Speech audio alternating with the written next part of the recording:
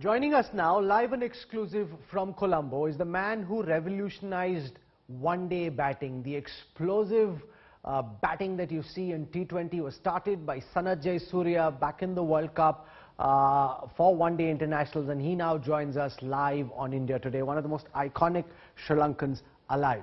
Mr. Jayasuriya, welcome to India Today. This is a very troublesome time for you individually and for the people of Sri Lanka, and I think I speak for all Indians when we say we're looking very carefully at what's happening, and the people of Sri Lanka are in our thoughts all the time. So thank you for joining us.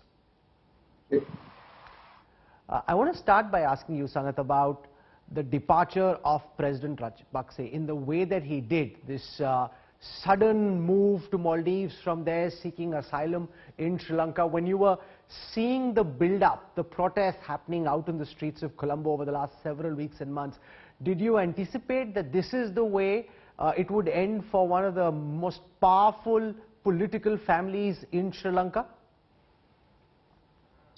No, I never thought it will happen like this, and we all was thinking that he will resign and remain in our country, but unfortunately that didn't happen, and he has left the country early this morning to Maldives, and then thereafter he will go to another country which we don't know at the moment.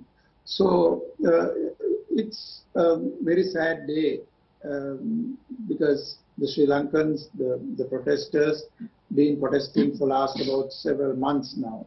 And for why we do that is everyone has seen, and I think you all have been seeing, and what's going on in my country, the current fuel prices and electricity, also gas issue, the health issues, everything is there in my country in the last few months. So unfortunately,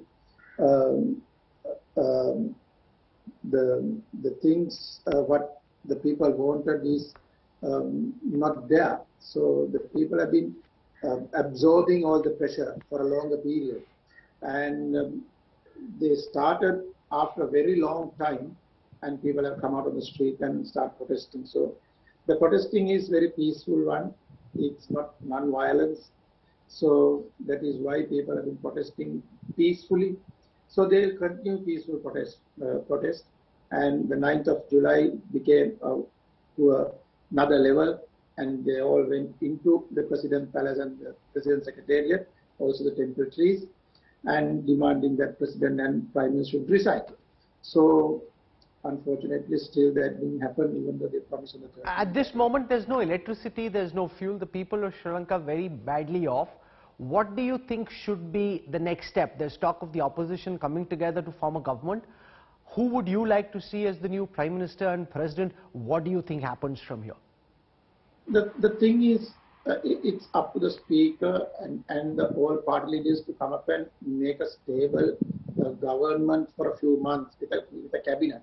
So then the international community will see that our country is stable.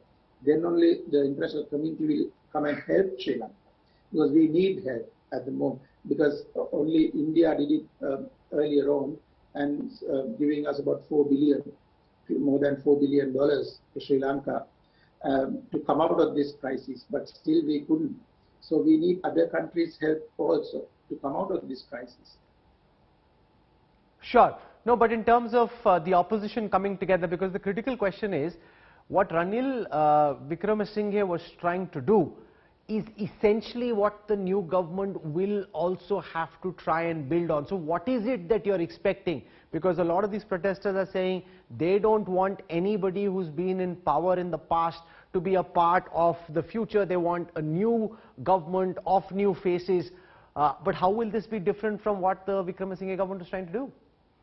The thing is, the protesters first, they asked President to resign, and also the protesters want Prime Minister to resign. So at the moment, no one has resigned. Even the President has not given the letter of resignation yet. So this is why the protests start today. So I think the people want to see the resignation first. So it has not happened yet. So this is why the people people are waiting. Then even whatever the government, the speaker was talking with the other party leaders, and for that the talking with the other parties, the protesters also can get involved on their views. Well, it's not harm getting them involved and getting their thoughts into our system, because it's not any harm.